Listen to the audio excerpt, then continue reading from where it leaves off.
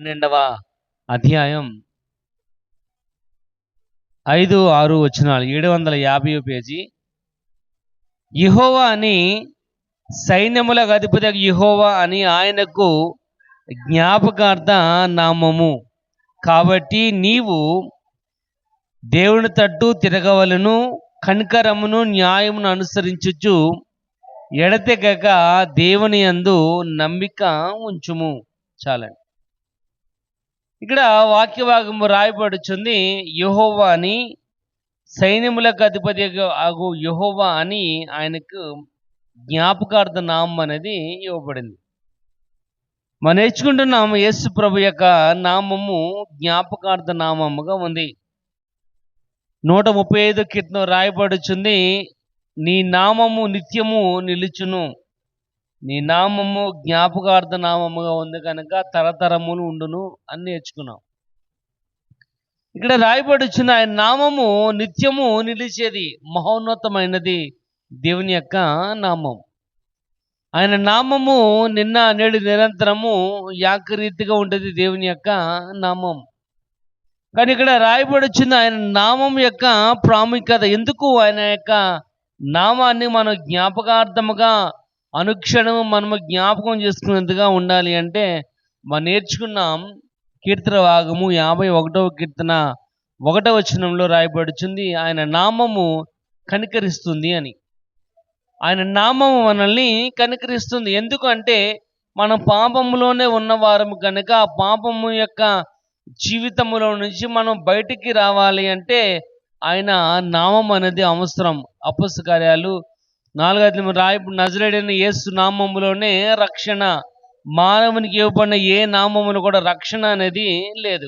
కనుక ఆయన నామము జ్ఞాపకార్థ నామము కనుక ఆయన నామము నిన్ను కనికరిస్తుంది అని నేర్చుకున్నాం. మరొకటి మనం నేర్చుకున్నాం, ఎఫెసీయులకు రాసిన పత్రిక 2వ అధ్యాయం 8వ వచనంలో, మీరు విశ్వాసం ద్వారా కృపచేతనే రక్షింపబడి ఉన్నారు. కాబట్టి దేవుని యొక్క నామము జ్ఞాపకార్థ నామము కనుక ఒకటి మనం నేర్చుకున్నాం, అది మనకు కనికరిస్తుందని. 2, మన యొక్క జీవితానికి రక్షణ అనేది ఇస్తుంది. పాపులమైన మనము మన యొక్క జీవితమునకు రక్షణ అనేది అవసరం. కనుక దేవుని యొక్క నామం ఇక్కడ రాయబడుచుంది, జ్ఞాపకార్థ నామముగా ఇవ్వబడింది. కనుక నీవు నీ దేవుని తట్టు తిరగవలను, కనికరమును న్యాయమును అనుసరించుచు ఎడతెగక దేవుని యందు నమ్మకాన్ని ఉంచాలి అని రాయబడుతుంది. నువ్వు దేవుని వైపు తిరగాలి, దేవుని యందు నువ్వు నమ్మకాన్ని ఉంచాలి. ఎందుకంటే నమ్మిక లేకపోయినట్లయితే ఆయన మూగదెయ్యం పట్టిన తండ్రితో అంటున్నాడు, నువ్వు నమ్ముచున్నావా అని. అప్పుడు అతను అంటున్నాడు, ప్రభా అపనమ్మకము లేకుండా నాకు సహాయం అనేది చేయము. ఇక్కడ దేవుని యొక్క కార్యాలు మన యొక్క జీవితంలో నెరవేరాలి అంటే మనలో అపనమ్మకం అనేది ఉండకూడదు. కానీ ఇక్కడ రాయబడుచుంది, ఆయన నామము జ్ఞాపకార్థ నామం. ఎందుకంటే అది మనకు రక్షణ ఇచ్చేదిగా ఉంది. మన యొక్క పాప జీవితంలో నుండి, మన యొక్క మలినమైపోయిన జీవితంలో నుండి రక్షింపబడాలి అంటే దేవుని యొక్క నామము. అందుకే హోషేయ అంటున్నాడు, యెహోవా అని సైన్యములకు అధిపతియగు యెహోవా అని ఆయనకు జ్ఞాపకార్థ నామం అనేది ఇవ్వబడింది. ఈ దినమున మరికొన్ని మాటలు మనం నేర్చుకుందాం. 2వ తిమోతికి రాసిన పత్రిక, 2 తిమోతి 2వ అధ్యాయం పత్రిక. నా కుమారుడా, క్రీస్తు యేసునందున్న కృపచేత బలవంతుడవు కమ్ము. ఇక్కడ రాయబడుచుంది, నా కుమారుడా, క్రీస్తు యేసునందున్న కృపచేత బలవంతుడవు కమ్ము అని. దేవుని యొక్క నామము జ్ఞాపకార్థ నామము. ఎందుకంటే ఆయన నామము మనల్ని బలపరుస్తుంది, మనకి బలాన్ని ఇస్తుంది ఆయన నామం. ఈ బలం ఏంటంటే భౌతికమైన బలం అయితే కాదు, కానీ క్రీస్తులో బలం, ఆత్మ సంబంధమైన బలం. ఇక్కడ రాయబడుచున్న ఆధ్యాత్మికమైన బలాన్ని ఇచ్చేది దేవుని యొక్క నామం. భౌతికమైన బలాన్ని ఇచ్చేది ఈ లోకంలో, ఈ భూమి మీద పండిన ప్రతి ఒక్క పంట కూడా మనకి భౌతికమైన బలాన్ని ఇస్తుంది. కానీ ఆధ్యాత్మికమైన బలము, విశ్వాస జీవితంలో దేవుడిచ్చిన యొక్క బహుమానం మనం పొందుకునే వారిగా ఉండాలంటే ఆధ్యాత్మికమైన బలం అనేది అవసరం. ఇక్కడ రాయబడుచున్న కుమారుడా, క్రీస్తు యేసునందున్న కృపచేత నీవు బలవంతుడవు కమ్ము. కాబట్టి ఇక్కడ రాయబడుచున్నట్లుగా దేవుని యొక్క నామము ఎందుకు అంత జ్ఞాపకార్థ నామంగా ఉందంటే అది మనకు బలాన్ని ఇచ్చేదిగా ఉంది. కాబట్టి మనం ఆధ్యాత్మికంగా బలపడాలి. అంటే దేవునిలో మనం ఇంకా పరిపూర్ణముగా బలపడాలి అంటే ఆయన గురించి మనము తెలుసుకోవాలి, ఆయన గురించి మనము నేర్చుకోవాలి. కాబట్టి ఆయన గురించి ఎప్పుడైతే మనం పరిపూర్ణంగా తెలుసుకున్నామో అప్పుడు మనము బలము కలిగిన వారిగా ఉండగలం. ఇక్కడ రాయబడుచుంది ఆ బలాన్ని మనము దేవుని దగ్గర నుంచి తీసుకోవాలి అంటే నేర్చుకోవాలి. ఎప్పుడైతే మనం నేర్చుకున్నామో ఆయన మనల్ని బలపరిచేవాడిగా ఉన్నాడు. ఎందుకు మనకి బలం అవసరం అని చూడండి, 1వ అధ్యాయము ఎఫెసు రాసిన పత్రిక 1వ అధ్యాయం ఒకసారి చూద్దాం. ఎఫెసు రాసిన పత్రిక 1వ అధ్యాయం 3వ వచనం ఒకసారి చూడండి. మన ప్రభువైన యేసుక్రీస్తు యొక్క తండ్రియగు దేవుడు స్తుతింపబడును గాక. ఆయన క్రీస్తునందు పరలోకము విషయములలో ఆత్మ సంబంధమైన ప్రతి ఆశీర్వాదమును మనకిచ్చును. ఇక్కడ రాయబడుచుంది ఆయన పరలోకములో ఉన్న యొక్క ఆత్మ సంబంధమైన ప్రతి ఆశీర్వాదమును కూడా ఆయన మనకి ఇచ్చేవాడుగా ఉన్నాడు. కాబట్టి ఎప్పుడైతే ఈ ఆత్మ సంబంధమైన యొక్క వరాల్ని, బహుమానాన్ని మనం పొందుకోవాలి అని దేవుని యొక్క సంకల్పము. కనుక ఇక్కడ రాయబడుచుంది పరలోక విషయములలో ఆత్మ సంబంధమైన ఆశీర్వాదము. కాబట్టి ఆత్మ సంబంధమైన ఆశీర్వాదం ఏంటంటే మనము బలము కలిగిన వారిగా ఉండటం. ఎందుకు మనము బలము కలిగిన వారిగా ఉండాలంటే మనం పోరాడుతున్నది సామాన్యమైన వారితో అయితే కాదు. మనం పోరాడుతున్నది ఒక సామాన్యమైన వారితో కాదు, భూమి మీద ఉన్న ఒక సామాన్యమైన వారితో మనం కాదు. అందుకే ఎఫెసు రాసిన పత్రిక 6వ అధ్యాయంలో రాయబడుచుంది మనం పోరాడుతున్నది శరీరాలతో అయితే కాదు. కానీ శరీరంతో మనం పోరాడుతలే. ఎందుకంటే మనకున్న బలహీనత మనల్ని కృంగదీస్తూ ఉంటుంది. మనకు వచ్చిన జబ్బు కానివ్వండి, రోగం కానీ మానవుని పతనం చేస్తూ ఉంటుంది. కానీ అటువంటిది మనం ఇక్కడ పోరాడట్లేదు. కనుక రాయబడుచుంది మనం పోరాడుతున్నది మనుషులతో అయితే, శరీరాలతో అయితే కాదు. కనుక రాయబడుచుంది ఆ రకమైన పోరాడే వారిగా మనం ఉన్నాము. కనుక మనకేం చేయాలంటే బలము కావాలి. ఆ బలము క్రీస్తు దగ్గర నుంచి మనం పొందుకునే వారిగా ఉన్నాం. చూడండి, అదే 6వ అధ్యాయం సార్ చూద్దాం. 10వ వచనం, 6వ అధ్యాయం 10వ వచనం ఎఫెసు రాసిన పత్రిక. ఎందుకు ఆయన నామము జ్ఞాపకార్థ నామంగా ఉందంటే ఆయన నామం మనల్ని బలపరిచేదిగా ఉంది. ఆ బలం ఏంటంటే ఆధ్యాత్మికమైన బలము. అది మన యొక్క జీవితానికి ఎందుకు అవసరం అంటే మనం పోరాడుచున్నది ఇక్కడ రాయబడుచుంది అపవాది తంత్రములను ఎదురించుటకు మనం శక్తి కలిగిన వారిగా ఉండాలి అంటే ఆత్మ సంబంధమైన బలం అనేది కావాలి. అది దేవునిలో మాత్రమే ఉంది. ప్రియమైన వాళ్ళరా, అందుకే ఆయన నామము జ్ఞాపకార్థ నామంగా ఉంది. ఆయన నామము తరతరములు నిలిచేదిగా ఉంది. కనుక ప్రియమైన వాళ్ళరా, దేవుని మీద మనము ఆధారపడి జీవించాలి. అందుకే యోహాను సువార్తలో రాయబడుచుంది నాకు వేరేగా ఉండి మీరేమి కూడా చేయలేరు. You do nothing. ఆయనతో పాటు మనము కలిసి ఉంటేనే తప్ప ఆయనకు వేరుగా ఉండి మనం ఏమి కూడా చేయలేం. ఎందుకంటే మనం పోరాడుతున్నది ఆత్మ సంబంధమైన వారితో. ఇక్కడ చూడండి, ఇక్కడ రాయబడుచుంది 12వ వచనంలో మనం పోరాడుతున్నది శరీరులతో కాదు కానీ ప్రధానులతోనూ అధికారులతోనూ ప్రస్తుత అంధకార సంబంధులకు లోకనాథులతోనూ ఆకాశ మండలమందున్న దురాత్మల సమూహముతో మనం పోరాడుచున్నాం. ఇక్కడ మనం పోరాడుచున్నది శరీరులతో కాదు. ఇక్కడ రాయబడుచున్న ఫుట్ నోట్లో రక్త మాంసములతో కాదు అని. అంటే భౌతికం కనబడే వారితో మనం పోరాడుతలే. మనం పోరాడుతూ ఉన్నది మన కంటికి కనబడని వారితో, అంధకార సంబంధులు. ఇక్కడ రాయబడుచుంది ఆకాశ మండలం అందున్న దురాత్మల సమూహముతో మనం పోరాడుతున్నాం. ఆ రకమైన పోరాటం కలిగిన వారిగా మనం ఉన్నాము. కనుక ఆ పోరాటము మనము పోరాడే వారిగా ఉండాలి అంటే బలం కావాలి. ఆ బలము క్రీస్తులో మాత్రమే ఉంది. అందుకే ఆయన నామము జ్ఞాపకార్థ నామముగా ఉంది. ప్రియమైన వాళ్ళరా, ఎప్పుడైతే మనం ఆయన మీద ఆధారపడుతూ ఉంటామో ఆయన మన యొక్క జీవితానికి బలాన్ని చేకూర్చేవాడిగా కనబడుతున్నాడు. చూడండి, అదే ఎఫెసీ రాసిన పత్రిక 3వ అధ్యాయం ఒకసారి చూద్దాం. 16వ వచనం. మీరు అంతరంగ పురుషుని యందు శక్తి కలిగిన వారిగా ఉండాలి. అంటే మన భౌతికమైన శక్తి కాదు, కానీ ఆత్మ సంబంధమైన శక్తి అనేది అవసరం. భౌతికమైన శక్తి అనుకోండి, అది మనం ఏ రకంగా అయినా సంపాదించుకోవచ్చు. మన శరీర దృఢత్వాన్ని బట్టి మన ఎక్సర్సైజ్ చేసో బలమైన ఆహారం తినో మన శరీరానికి బలాన్ని చేకూర్చుకోవచ్చు. కానీ మన ఆత్మ గనక స్ట్రాంగ్గా ఉన్నట్టయితే నువ్వెంత బలహీనుడు అయినప్పటికీ కూడా బలవంతుడవు. కనుక ఇక్కడ రాయబడుచుంది, మీ అంతరంగ పురుషుడు శక్తి కలిగినట్లుగా ఇక్కడ రాయబడుచుంది. మీరు బలపరచబడినట్లుగాను క్రీస్తు మీ హృదయములో విశ్వాసము ద్వారా నివసించినట్లుగాను మీరు ప్రేమయందు వేరుపారిన వారే స్థిరపడి జీవించాలి.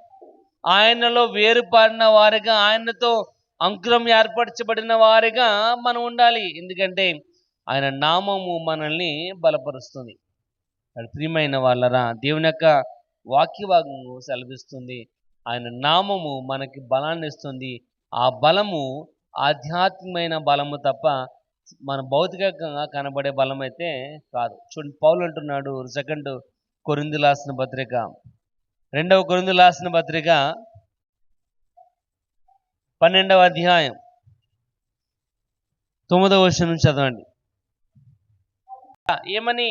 నా కృప నీకు చాలు. నా కృప నీకు చాలు. ఎందుకంటే నీ బలహీనత యందు నా శక్తి పరిపూర్ణమగుచున్నది. బలహీనత యందు ఎప్పుడైతే చూడండి కింద మాటలు అంటున్నాడు, కాగా క్రీస్తు శక్తి నా మీద నిలిచి నిమిత్తము విశేషముగా నా బలహీనత యందే బహు సంతోషముగా అతిశయపడుచున్నాను. పౌలు అంటున్నాడు, నా బలహీనత యందే నేను బహు సంతోషముగా ఉన్నాను. ఎవరు ఉండగలరు? ఎవరైతే ఆ యొక్క ఆధ్యాత్మికంగా బలపడతారో వారు మాత్రమే వారి బలహీనతలో శక్తి కలిగిన వారిగా ఉండగలరు. ఇక్కడ పౌలు అంటున్నాడు ఏమని? విశేషముగా నా బలహీనత యందే బహు సంతోషముగా నేను అతిశయపడుచున్నాను అని. కాబట్టి ప్రియమైన వాళ్ళరా, దేవుని యొక్క వాక్య భాగము రాయబడుచుంది, ఆధ్యాత్మికంగా మనం బలహీనలుగా ఉండడానికి వీల్లేదు. ఆధ్యాత్మికంగా మనం బలహీనంగా ఉండడము దేవునికి ఎంత మాత్రం కూడా ఇష్టమైనదైతే కాదు. కాబట్టి ప్రియమైన వాళ్ళరా, ఇక్కడ వాక్య భాగము రాయబడుచుంది, యేసు ప్రభు అంటున్నాడు పౌలుతో, నా కృప నీకు చాలు. ప్రియమైన వాళ్ళరా, ఆయన కృప మనకి బలం ఇస్తుంది. కనుక వాక్య భాగము రాయబడుచుంది, యెహోవా అని, సైన్యములకు అధిపతికి యెహోవా అని ఆయనకు జ్ఞాపకార్థ నామం ఇవ్వబడింది. ఎందుకంటే ఆయన నామము మనకి బలాన్ని చేకూర్చిదిగా ఉంది. ఆయన నామం మన బలహీనతలో చూడండి, అక్కడ అంటున్నాడు 10వ వచనంలో, నేను ఎప్పుడు బలహీనుడనో అప్పుడే నేను బలవంతుడను అంటున్నాడు. నేను ఎప్పుడు బలహీనుడనో అప్పుడే నేను బలవంతుడను. ఎందుకంటే ఆయన అంటున్నాడు, నా కృప నీకు చాలు. ఎందుకంటే నువ్వు ఆధ్యాత్మికంగా బలపడాలని దేవుని యొక్క ఉద్దేశం. ఆ పై వచనం రాయబడుతుంది 7వ వచనంలో, నా శరీరములో ఒక చూడండి నేను అత్యధికముగా హెచ్చిపోకుండా నిమిత్తము నన్ను నలగొట్టుటకు సాతాను యొక్క దూతగా ఉంచబడను అని రాయబడుచుంది. ఎందుకంటే మనం హెచ్చుగా ఉండడానికి కాకుండా అక్కడ రాయబడుచు మన శరీరాన్ని మనము నలగొట్టుకుని, ఎందుకంటే మన బలహీనతలో ఆయన మనలను బలపరచువాడుగా ఉన్నాడు. కాబట్టి ప్రియమైన వాళ్ళరా, దేవుని యొక్క వాక్య భాగము రాయబడుచుంది, ఆయన నామము జ్ఞాపకార్థ నామంగా ఇవ్వబడింది. ఆయన నామం మహోన్నతమైనది, ఆయన నామము గొప్పది. కనుక ఎందుకంటే ఇక్కడ వాక్య భాగము రాయబడుచుంది, ఆయన నామము మనల్ని బలపరిచేదిగా బలపరుస్తుంది ఆయన నామం. కాబట్టి ఈ బలము ఆధ్యాత్మికమైన బలము విశ్వాసులందరికీ కావలసిన యొక్క ప్రాముఖ్యమైనది. ఇక్కడ ప్రతి ఒక్క విశ్వాసి కూడా దేవుని ఎలాగొండాలంటే మనం భౌతికంగా కనపడినప్పటికీ బలహీనులుగా ఉండవచ్చు, కానీ ఆత్మ స- ఆత్మ ఆత్మ సంబంధమైన వాటిలో మనం బలాన్ని కలిగిన వారుగా, దృఢత్వాన్ని కలిగిన వారుగా. ఎందుకు ఇక్కడ రాయబాడు రాయబడుచుంది, ఆయన ప్రేమ యందు వేరు పారిన వారే స్థిరముగా మనం జీవించాలి. ఎందుకంటే పౌలు దానికి నిదర్శనం. ఆయన అంటున్నాడు, నా బలహీనత యందు నేను బలవంతుడు. నేను ఎప్పుడు బలహీనుడనో అప్పుడే నేను బలవంతుడిగా ఉన్నాను. ఇక్కడ మనం కూడా ఈ యొక్క విశ్వాస జీవిత ఈ యొక్క ప్రయాణంలో ఉన్న మనం ఎప్పుడైతే బలహీనమో ఆయన మనలను బలపరిచేవాడిగా, ఆధ్యాత్మికంగా బలాన్ని చేకూర్చేవాడిగా ఉన్నాడు. అందుకే చూడండి, యెషయా గ్రంథం అంటున్నాడు 40 అధ్యాయం 31 వచనం చూద్దాం. యెషయా గ్రంథము 40 అధ్యాయము 31 వచనం. వరకు ఎదురు చూసేవారు నూతన బలాన్ని పొందుకుంటారు. ఎవరైతే దేవుని కోసం ఎదురు చూస్తారో వారు ఆధ్యాత్మికమైన బలాన్ని కలిగిన వారిగా ఉంటారని దేవుని యొక్క వాక్య భాగము రాయబడుచుంది. ఎందుకంటే మా యొక్క 1 పేతురు 5వ అధ్యాయంలో రాయబడుచుంది, నీ విరోధి అయిన అపవాది గర్జించిన సింహం వలె ఎవరిని మృంగుదునా అని ఎదురు చూస్తున్నాడు గనక వాని మనం జయించాలి అంటే మనకున్న శరీర బలమైతే సరిపోదు. కనుక దేవుని యొక్క వాక్య భాగం సెలవిస్తుంది, మనం ఆధ్యాత్మికంగా బలపడాలి అని దేవుని యొక్క ఆలోచన. కనుక ఆయన నామం జ్ఞాపకార్థ నామముగా ఉంది.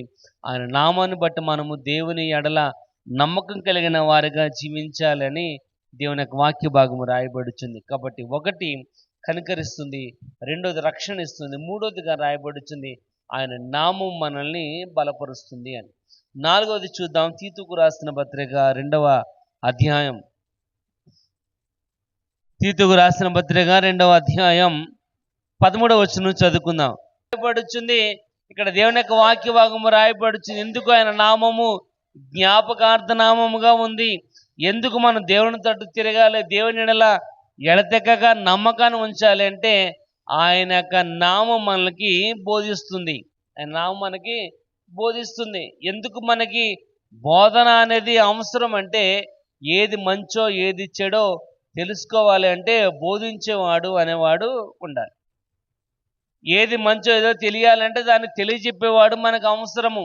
కనుక ఇక్కడ వాక్య భాగం రాయబడుచుంది, ఆయన యొక్క నామము ఎందుకు జ్ఞాపకార్థ నామంగా ఉందంటే ఆయన నామం మనకి బోధిస్తుంది. ఆయన నామము మనకి ఎందుకు బోధిస్తుంది చూడండి, అక్కడే రాయబడుచుంది 11వ వచనములో, ఏలయనగా సమస్త మనుషులకు రక్షణకరమైన దేవుని కృప ప్రత్యక్షమై మన భక్తిహీనతను ఇహలోక సంబంధమైన దురాశలను విసర్జించి శుభప్రదమైన నిరీక్షణ కలుగు నిమిత్తము, అనగా మహాదేవుడును మన రక్షకుడైన యేసుక్రీస్తు మహిమ యొక్క ప్రత్యక్షత కొరకు ఎదురుచూచు ఈ లోకములో స్వాచ్ఛ బుద్ధితోనూ నీతితోనూ భక్తితోనూ మనము బ్రతకాలి అని దేవుని యొక్క వాక్యం మనకి బోధిస్తుంది.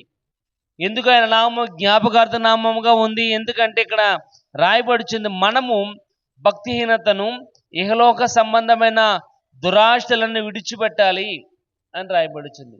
భక్తిహీనతను విడిచిపెట్టాలి అంటే పైకి భక్తికరంగా ఉండి లోపల మోసకరముగా ఉండటం, పైకి ఒక రకంగా లోపల ఇంకొక రకంగా ఉండటం, పైకి యాషోవు వలె కనబడి లోపలికి యాకోబు వలె మోసం చేసేవారిగా ఉండటం ఇక్కడ రాయబడుచుంది. అటువంటి వారిగా ఉన్న మనలకు దేవుని యొక్క వాక్యం మనకి బోధిస్తుంది, సరైన మార్గంలో మనం నడిచేలాగా. అందుకే మత్తయి సువార్తలో రాయబడుచుంది, ఈ ముందు 2 మార్గములు ఉంచబడి ఉన్నాయి, ఒకటి పరలోకమునకు వెళ్ళే మార్గము, 2 నాశనమునకు పోవు మార్గము.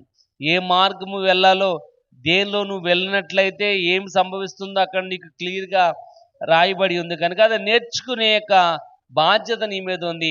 దానిలో ఏ మార్గంలో వెళ్ళాలో అనేక ఆలోచన దేవుడు నీకు అప్పగించి ఉన్నాడు. కనుక ఇక్కడ రాయబడుచుంది, ఆ దేవుని యొక్క వాక్యము ఆయన నామం మనకి బోధిస్తుంది. సరైన మార్గములో, దేవునికి ఇష్టమైన మార్గములో మనం నడిచే వారికి ఉండాలని. అందుకే ఇక్కడ రాయబడుచుంది, మనము దేవునికి ఇష్టమైన రీతిగా ప్రవర్తించాలి అంటే ఆయన వాక్యం మనం బోధిస్తుంది. కనుక ఆయన నామము జ్ఞాపకార్థ నామంగా ఉంది.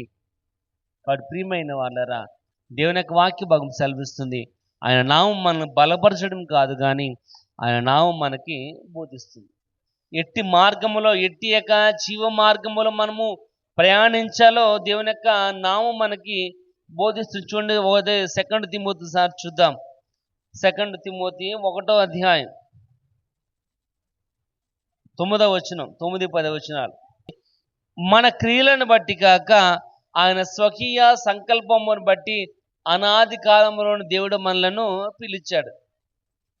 ఎఫెసు రాసిన పత్రికలో రాయబడుచుంది, జగత్ పునాది వేయబడక ముందే క్రీస్తు తన ప్రేమ ద్వారా ఆయన మనలను ఏర్పరచుకొనెను అని. ఎందుకు అంటే మనం సరైన మార్గములో ఉండాలని, సరైన మార్గములో మనం నడవాలని ఆయన వాక్యము, ఆయన నామం మనకి బోధిస్తుంది. కనుక ఆయన నామం మన యొక్క జీవితానికి రక్షణ కలిగించేదిగా, ఆయన నామం మన యొక్క జీవితాన్ని కనికరించేదిగా, ఆయన నామం మన యొక్క జీవితములో బలపరిచేదిగా, బోధించేదిగా ఉన్నట్లుగా దేవుని యొక్క వాక్య భాగము రాయబడుతుంది. ఇక్కడ ఆయన అంటున్నాడు, మనము రక్షించి పరిశుద్ధమైన పిలుపుతో ఆయన మనల్ని పిలిచెను.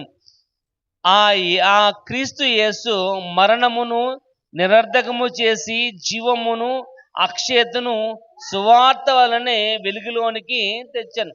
కాబట్టి సువార్తే మన చీకటిలో నుంచి వెలుగులోనికి తీసుకుని వచ్చింది. కనుక ఆ సువార్తను ఎప్పుడైతే మనం చదివామో అది మనకి బోధించేదిగా ఉంది. చూడండి, గలతీయులకు రాసిన పత్రిక సార్ చూద్దాం. అపోస్తలుడైన పౌలు గలతీయులకు రాసిన పత్రిక 3వ అధ్యాయం 24 వచనం ఒకసారి చూడండి. 3:24. మన విశ్వాస మూలమున నీతిమంతులమని తీర్చబడినట్లు క్రీస్తు నొద్దకు మనల్ని నడిపించుటకు ధర్మశాస్త్రం మనకి బాలశిక్షకుడాయను అని రాయబడుచుంది. ధర్మశాస్త్రం మనకి బాలశిక్ష రాయబడుచుంది. అంటే ఈ యొక్క బాలశిక్షలో కొన్ని బయట ఒక పుస్తకం ఉంది, పెద్ద బాలశిక్ష, చిన్న బాలశిక్ష అని. దాంట్లో ఆ అక్షరమాలగా నుంచి అక్షరాలుగా నుంచి పదాలు ఏ విధంగా 2 పదాలు కలిపి చదవాలి, 3 పదాలను కలిపి ఎలా చదవాలి, 4 పదాలు ఎలా చదవాలి, పద్యాలు ఎలాగ ఉన్నాయి, భావాలు ఏంటి, వారి యొక్క తాత్పర్యం ఏంటి అని ఆ పెద్ద బాలశిక్షలో అన్నీ కూడా క్లియర్గా ఉంటాయి. ఆ పుస్తకం ఒకటి చదివితే చాలు మనం అన్నీ కూడా చదువుకున్నట్లుగా. అలాగే ఇక్కడ రాయబడుచున్న మాట కూడా అదే. దేవుని యొక్క వాక్యం మనకి ఎలాగొందంటే పెద్ద బాలశిక్ష కూడా అయ్యను అని. అంటే ఆ వాక్యం మనకి బోధించేదిగా, మనల్ని సరిదిద్దేదిగా, మన క్రమైన మార్గములు నడిపించేదిగా. అందుకే సామెతలు అంటున్నాడు, బాలుడు నడవలసిన త్రోవను వానికి నేర్పము, వాడు పెద్దవాడైనప్పుడు ఆ మార్గములో నుండి వాడు తొలగిపోడు. కాబట్టి దేవుని యొక్క వాక్యం మనకి బోధిస్తుంది ఏ మార్గములో మనం నడవాలి, ఏ విధమైన జీవితం మనం కలిగిన వానిగా ఉండాలి. ప్రియమైన వాళ్ళరా, ఇక్కడ ఆఖరుగా రాయబడుచుంది ఆయన నామం ఎందుకు జ్ఞాపకార్థ నామంగా ఉందంటే ఆయన నామం మనకి బోధిస్తుంది. మనకి ఏది అవసరం మన యొక్క జీవితానికి, ఏం మనం నేర్చుకోవాలి, ఏది మంచో ఏది చెడో, విశ్వాస యొక్క జీవితంలో చెడుని విడిచిపెట్టి పాపముని విడిచిపెట్టి నిత్య జీవమైన మార్గంలోనికి మనం నడవాలని ఆ వాక్యం మనకి బోధిస్తుంది. కనుక ఆ నామము జ్ఞాపకార్థ నామంగా ఉంది. కనుక మన దేవుని వైపు తిరిగి ఎడతెగక ఆయన యందు మన నమ్మకం ఉంచవలసిన వారిగా ఉన్నామని హోషియా తన యొక్క భక్తులకు తెలియజేస్తున్నాడు. ఇక్కడ ప్రియమైన వాళ్ళరా, ఒకసారి చూడండి, 1వ కొరింథీ 15వ అధ్యాయం ఒకసారి చూద్దాం. 1 కొరింథీ 15వ అధ్యాయం 10వ వచనం. అయినను నేనేమై ఉన్నానో ఆ దేవుని కృప వల్లనే అయ్యున్నాను, మరియు నాకు అనుగ్రహింపబడినది ఆయన కృప నిష్ఫలము కాలేదు. కానీ వారందరికంటే నేను ఎక్కువగా ప్రయాసపడిన నేను కాదు, నాకు తోడై ఉన్న దేవుని యొక్క కృప. కానీ పౌలు అర్థం చేసుకున్నాడు. కనుక ఆయన అంటున్నాడు, నేనేమై ఉన్నానో అది నేనైతే కాదు, నేనేమై ఉన్నానో అది నాకు సామర్థ్యం వల్ల కాదు, అది నాకు బలం వల్ల కాదు, నాకున్న యొక్క శక్తి వల్ల అయితే కాదు, కానీ నేనేమై ఉన్నాను దేవుని యొక్క కృప వల్లనే అంటున్నాడు. ఇక్కడ మనము కూడా ఏమై ఉన్నాము అది దేవుని యొక్క కృప వల్లనే అని మనము ఆధారపడిన వారిగా, మనం అర్థం చేసుకోవలసిన వారిగా మనం ఉండాలి. మనం అనుకుంటూ ఉంటాం, ఏంటి శోధనలు నా యొక్క జీవితానికి వస్తున్నాయి, ఏంటి పరీక్షలు నాకు మాత్రమే ఉన్నాయి, ఇంకెవరికి లేవా అని అనుకుంటూ ఉంటాం. కానీ దేవుని యొక్క వాక్య భాగము రాయబడుచుంది, నేనేమై ఉన్నానో ఆ దేవుని యొక్క కృపే. ఎందుకంటే ఆయన కృప ఎప్పుడు నిష్ఫలము కాలేదు. అది ప్రియమైన వాళ్ళరా, ఆయన కృప నిష్ఫలము కాలేదు. ఆయన కృప వ్యర్థమైతే కాలేదు. అందుకే ఆయన నామము జ్ఞాపకార్థ నామంగా ఉంది కనుక దాన్ని మనం ఏం చేయాలంటే జ్ఞాపకము చేసుకునే వారిగా మనం ఉండాలి. ఉండాలి అంటే ఆయన ప్రేమలో మనం లోబడిన వారిగా జీవించాలి. యోహాను సువార్త 14:15 అధ్యాయంలో రాయబడుచుంది. 14:15లో మనం ఆయన ప్రేమ యందు నిలిచిన వారై ఉండాలి. కాబట్టి ప్రియమైన వాళ్ళరా, దేవుని యొక్క వాక్య భాగము రాయబడుచుంది. ఆయన నామము మనల్ని బోధిస్తుంది. సరైన మార్గములో సరైన రీతిలో మనం ఉండాలని చూడండి. అదే 2 కొరింథీ 8వ అధ్యాయం 9వ వచనం ఒకసారి చూడండి. 8వ అధ్యాయం 9వ వచనం. ఆయన నామం ఏం బోధిస్తుందో ఇక్కడ అర్థమవుతుంది.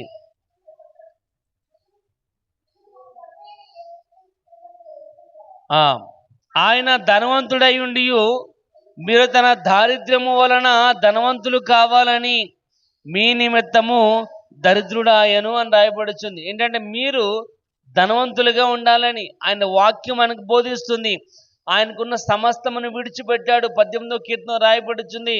ఆకాశములు దేవుని యొక్క మహిమని వివరిస్తున్నాయి, నక్షత్రములు ఆయన యొక్క చేతి పనిని వివరిస్తున్నాయి. అంతటి గొప్ప ఖ్యాతి కలిగిన ఆయన నువ్వు దరిద్రము నువ్వు ఇంకా దరిద్రమైన స్థితిలో ఉండకూడదని, నువ్వు ధనవంతుడిగా ఉండాలని నీకోసం ఆయన ధనవంతుడై ఉండి తన దారిద్ర్యము వలన నువ్వు ధనవంతులు కావాలని నీకోసం ఆయన దరిద్రుడాయను అని రాయబడుతుంది. కాబట్టి ప్రియమైన వాళ్ళరా, దేవుని యొక్క వాక్య భాగం రాయబడుతుంది. ఆయన వాక్యం మనకి బోధించేదిగా ఉంది. ఆయన వాక్యం మనల్ని నడిపించేదిగా, సరైన మార్గములో సరైన రీతిలో మనం నడిచే విధముగా ఆయన వాక్యం మనకి బోధించేదిగా ఉంది కనుక అందుకే ఆయన నామము జ్ఞాపకార్థ నామముగా ఉంది కనుక ఒకటి ఆయన నామం మనల్ని బలపరుస్తుంది. రెండవదిగా రాయబడుచుంది ఆయన నామం మనకి బోధిస్తుంది. బాల శిక్షకుడిగా సరైన రీతిలో మనం ఏ విధంగా ఉండాలి, ఏ విధంగా నడుచుకోవాలో దేవుని యొక్క వాక్యం మనకు తెలియజేస్తుంది కనుక ఆయన వాక్యం మీద మనము ఆధారపడి జీవించాలి.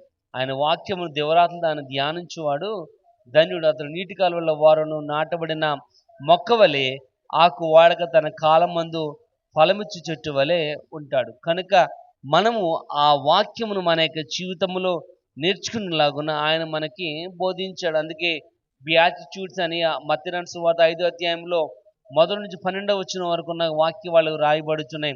మనం ఏ విధంగా ఉండాలి, ఏ విధంగా ఉన్నట్లయితే దేవుని యొక్క దీవెనలు మనం పొందుకుంటాం, ఏ విధంగా మనం నడిచినట్లయితే ఆయన యొక్క ఆశీర్వాదాలు మనం పొందుకునే వారికి ఉంటాము. అక్కడ మత్తయి సువార్త 5వ అధ్యాయం 1 నుంచి 12వ వచనం వరకు ఉన్న వాక్య భాగాలన్నీ మనకి క్లియర్ కట్గా తెలియజేస్తున్నాయి. కాబట్టి ప్రియమైన వాళ్ళరా, ఆయన నామం మనకి బోధించేదిగా ఉంది కనుక దినమున్న దేవుని యొక్క వాక్యం వింటున్న ప్రతి వారు కూడా అర్థం చేసుకోవాల్సింది ఏంటంటే ఆయన నామము జ్ఞాపకార్థ నామం.